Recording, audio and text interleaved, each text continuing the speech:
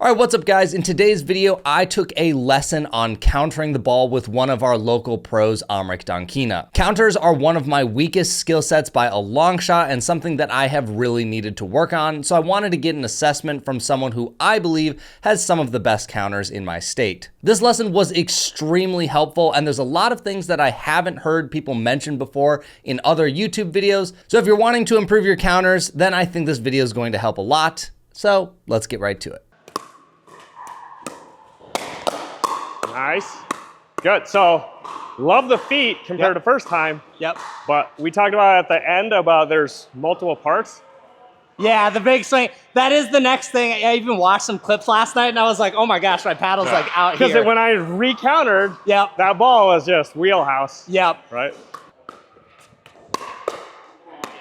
Leaning back.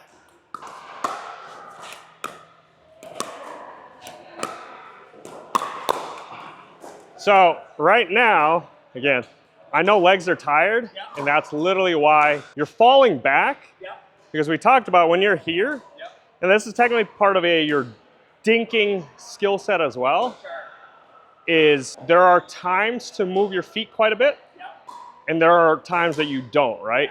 So like, because we're doing this half court, there should be very little leg movement or feet movement. So like once you have whatever your home base is, unless it's hit to a tough, like toe, I mean, your reach should get most, right? And it forward, backward, whatever it is. So rarely should both be moving. Right now, when I'm hitting to certain spots, I see you doing this.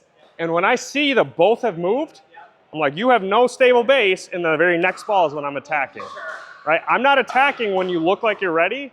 I'm attacking when your feet are like doing whatever.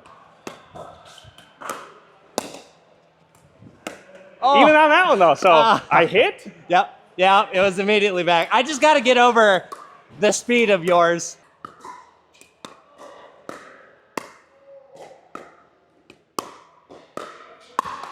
Good. I love the feet there though.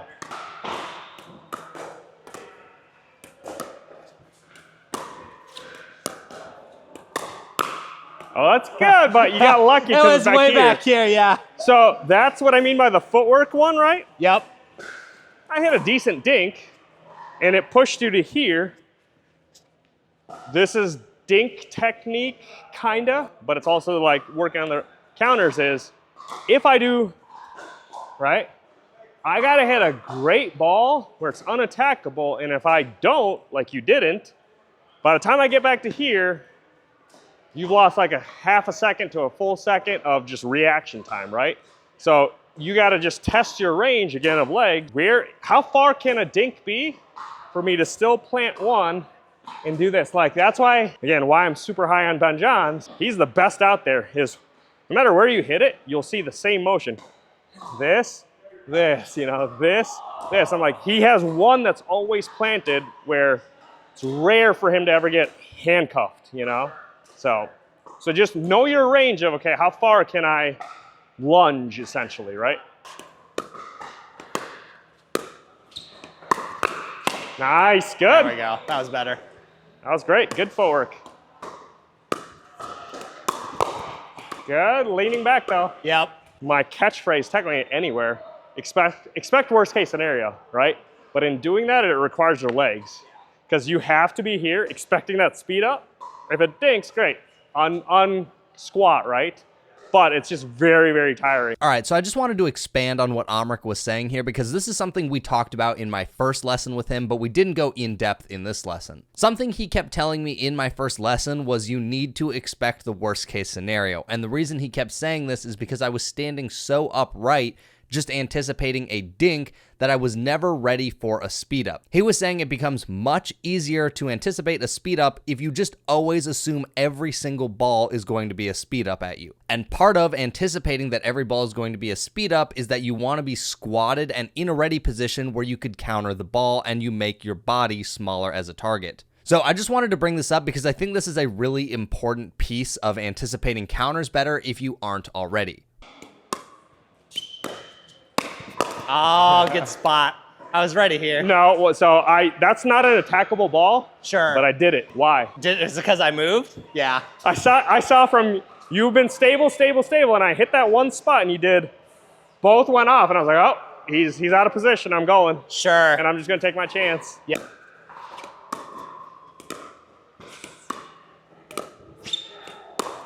Good. Except that one, you got to be able to swat, right? I'm here. It's below the height of the net. What is the worst I can do to you? Not much. So if that means you need to be right here, it's coming in this angle. You know it's coming in this angle. You primarily set backhand. Your weight should have all been leaning forward because you should be expecting to hit the crap out of that. I see. And if, for whatever reason, I hit a good dink, great, your weight's forward. Okay, just on weight, get back to it. Got it. But at any point in time, like, you were just standing there like casual, and I was like, oh, okay, well, if he's not ready to counter the crap out of it, then it might work. So I just wanted to hop in here and show you some examples in slow motion of Amrik countering the ball. There's a few specific things I really want you guys to take note of. First, just how low he gets with his body. If you compare it to some of the clips that I have of myself, you can tell that he gets significantly lower than I do. This gives him a very stable base that he can attack from, but also if my ball is a little too high, he can just let it go right over his head. And the other thing I want you to notice is how much his weight is going forward. If you watch me versus him, it's very clear that a lot of times my weight is going backwards and his is going forward, which allows him to attack the ball much better. And on that same note, notice how he finishes on his toes a lot, which is his weight leaning forward, where most of the time I'm on my heels or my feet are very flat. I just wanted to throw these in here as an example of what a proper counter is. Swat that. It's below the height of the net, right? Your arms aren't doing anything. Look at me. Yeah. Right? It's not your arms. It's literally this and this, right? Can you get your legs to just go forward without the actual like kitchen fall thing? Got it. Like, here, let's just do a bunch of fake scenarios where you just swat the crap out of me, right? Sure. I'm just gonna fake dink from here. Once you finish hitting, just like freeze, right? Got it. Okay. Good. Oh, sorry. No, you're good. That's where you should be aiming. Sure. Good. So both of those, okay? Uh-huh.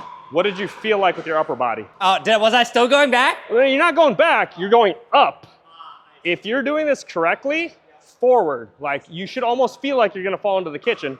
And for the sake of the drill, fall into the kitchen. Like, there's no one counting points right now, right? Good. Yep. Good. Yep. That was good. But less arms, more core / legs. Got it. Good. Still up. Forward. Too big. Yeah. It's just, I can see this, right? Yeah. The periphery thing. Yep. It's out of your periphery, you're not gonna be able to do it. Got it. Here, so like here, let's do the demo portion. You don't have to do a backhand. Yep. But just feed somewhere to my backhand-ish side, right? Yep. So I'm just here, my paddle starts front. Yep. And it ends front, so. Yep. It's here, and I'm like literally on my toes, like. So we didn't go over this in the lesson, but I did observe this while editing this video and thought it was worth pointing out. Right here, you just heard Amrik talking about how his paddle starts forward and then ends forward when he counters. When I went back and watched some of my early counters in this video, you'll actually notice that I start in front, but then I bring the paddle close to my body and then I accelerate forward. And I thought this was interesting because it was probably making it significantly harder for me to time my counters than what Amrik's doing. And if you watch these slow-mo in comparison side by side, you can see that there's a pretty big difference in what we're both doing. So since watching this video, I have worked on trying to bring my arms a little closer to my body so that way I can just start pushing forward and not have to take a backswing in order to generate that power. Good, that's what I want every time. Good, there you go. Out in front. Good, nice. Yeah. That one. Must feel a lot better. That's exactly what we want. I think those last few, the biggest thing, I don't even think I was thinking about leaning forward. Honestly, it was just the paddle. Well, I think thinking about this and just this instead of like this helped a lot. That's, like I said, when you want to do counters, I was like, that's such a hard thing to teach because there's so many little skills that put together a counter. Yeah, I don't think I realized how many different things it Correct. was. That's why I was just like, I know I'm overwhelming you with info, but I'm like, that's what a counter, like you need to know all these different pieces to do it effectively.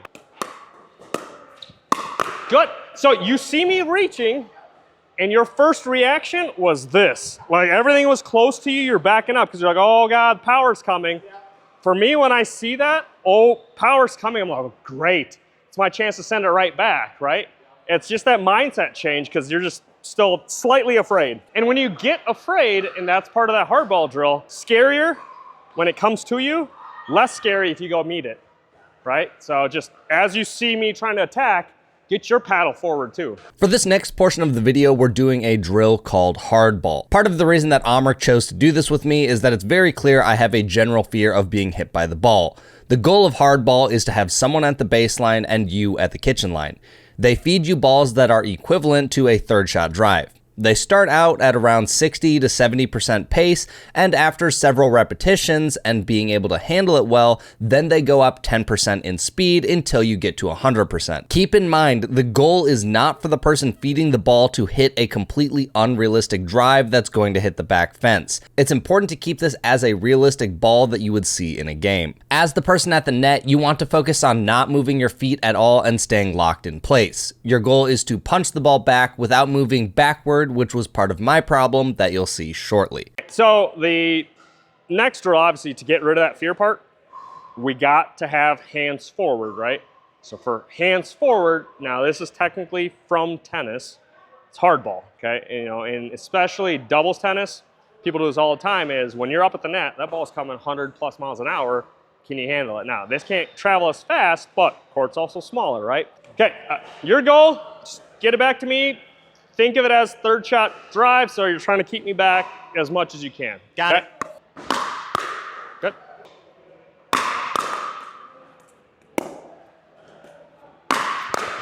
Good. Yeah. Last two. Okay, now, those aren't bad, right? We're gonna try to change that technique, right? And what I mean by that is, you asked, is it a counter or is it a volley, right? Or is it a block? You try to swing, you went 3 of 5 in, right? You should go 5 of 5, 6, whatever that volley number is, because you have the advantage, I don't, right? Unless I hit like an unreal ball, which I'm not, your percentage needs to be higher, right? So paddle out and it stays out in front. You can have a little swing, but the second you do this, I'm not hitting the next ball back. Real match, someone's hitting that back, and if you're out of position, we're gonna lose it, right? So we'll go a little bit harder on these. Let's go, 85, 90. So, okay, it's gonna be close to full. Good. Good. Nice. Just less swing, right? If I'm hitting 80% power, you have all the power you need. You don't need to generate on your own. Good. So that one, it's gonna happen more often with these couple feeds. You'll have to try to tell me why you think it's gonna happen. Got it.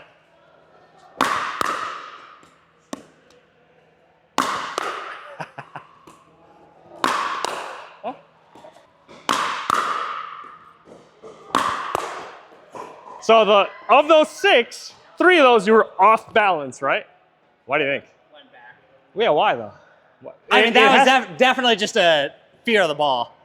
Kinda. Okay. So, right, this whole drill is about fear of the ball, but the fear isn't fear like, if I'm deathly afraid of heights, right? I'm never really gonna get away from being afraid of heights. It's how do I retrain this, right? So it's how do I get my brain to focus on not being hurt by the ball, but can I tell it to do something else, right?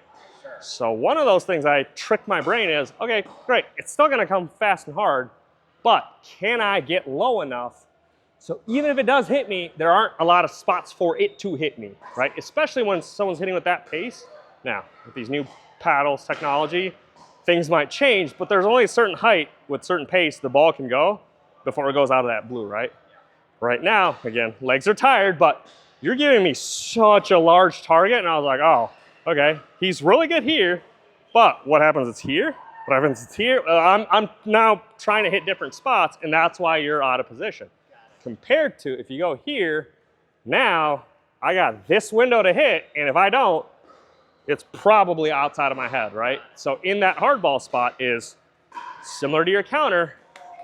Can I get low? In this one, you got to even get lower than you would with your normal counter, right? And make this volley box that you're trying to hit small, because outside of that volley box, it's out, or it's either my partner's, or that's a dang good shot. Like, you know, like if I can't go past here, that means they hit a drive laser within a foot of the sideline. Okay, well, do it 10 more times, right? I don't think that they can. So when we do this, get lower, because we're gonna go to 100%, right? So I'm gonna lace these, and if you're not low, it's gonna either jam you or it's gonna tag you, right? All right, ball's coming. Good. So here, and even less fear is out in front, because the second you let it get to you, Get to here. now it can hit and fall back onto you, right? Got it. Good. See? Yep. That one you could actually do. Yeah. But again, are you willing to put in the legs to get rid of the fear, right? You just have to train your mind, hey, think about legs, think about legs, think about legs, and you can't think about the fear. Nice, Chris. Yeah. I literally can't hit any harder. Like on my third drives, that's as hard as I'm gonna hit. I'm actually shocked that the ones that were harder were easier than the first few. Only because your legs. Yeah. I mean, the last 4 you were like here, the first couple you were here. Here. It's such a big difference. Yeah. Okay, coming 100. Nice, There we the go. box. Now, that one, you're still a little too upright, Sure. but you still judged it correctly. Got it. Okay. Good, Yeah. Chris. Good. Lower. 2, yeah. Look how much crisp that is. Okay, these will be 100. Okay, even lower if you can. Okay, and when you do that low, weight should also be forward. That way you're meeting it out in front. So it's either full balance or even a little bit towards your toes. Okay, 100. Good. Last 3 at 100. Yep. Okay. Good. Last one. Nice, Chris. Even the constant reminder of how much lower I need to be is good. Like, I just need to think about that more. And when so the funny thing is people are like, oh, I am low. And I'm like, unless you watch video, you watch back and you're like, oh my God, I was that high. I was like, I felt like I was way lower. I was like, dude, you can be always way lower. So now that you've seen what hardball is and ways that you can make it easier for yourself as the player at the net, there's a couple other things I wanted to show you guys that might help you out when doing this. If you're still having a problem moving your feet, one thing that might help you is put an object behind whichever foot is consistently causing your issue. So if your right foot is always sliding backwards when you go to do this drill, put a water bottle or something that can stand up and you can knock over if your foot moves back. This can be a cue that you're still moving your feet, and when you have something behind you that you're thinking about trying to not knock over, I found that it helped me move my feet less. The other variations of hardball that you can do is after the person has gotten to 100% at the baseline, if you're having an easier time with that, you can now have them come into about halfway into the court or just a few steps in from the baseline. This can help simulate if you had a short serve return and someone was coming in to close a third shot drive. This gives you even less time to react and can be something that's helpful if you've gotten too used to the pace at the baseline. I will say in the last few weeks of doing hardball, I have gotten significantly better at returning drives. I am still far from perfect, and this is going to take a lot more practice for me to get to where I want to be, but it has made a very noticeable difference in my game. So if you're in a similar spot as me, I cannot recommend this drill enough. Now, if you're just looking for other drills to practice counters, another thing that I have done constantly with any of my drilling partners as of lately is a speed up game. So we're going to dink, and my partner can speed up the ball whenever they want. They can speed it up after my first dink. They can do it after 5 dinks. It doesn't matter. However, I'm not allowed to speed up the ball. This is just so that I can get more reps countering. Now, when I first started doing this, I asked my partners to intentionally feed me a slower speed up. That way I could practice getting my counter form better, since my form was pretty terrible. Once I started getting more comfortable with that, I started asking them to increase the speed up pace until they got to their normal pace. A few things you want to keep in mind when doing this drill. Try not to move your feet very much. If you watch the beginning of this video, it's very clear that the more I moved my feet, the more susceptible I was to being attacked. And the second thing is always be ready for the worst case scenario. This is something Amrik kept telling me over and over. You have to expect that you're always going to have a speed up come at you. If you're always waiting for a speed up, you're never going to be caught off guard. This means your legs need to be bent and ready to attack any ball. Hardball plus the speed up drill have made a huge difference in my abilities to counter, and I think it will help just about anyone who's trying to improve their counters. This is something I'm going to have to practice for quite some time, but I'm optimistic with the results that I've already seen. If you guys enjoyed this video, make sure to let me know down below, and I'll catch you in the next one.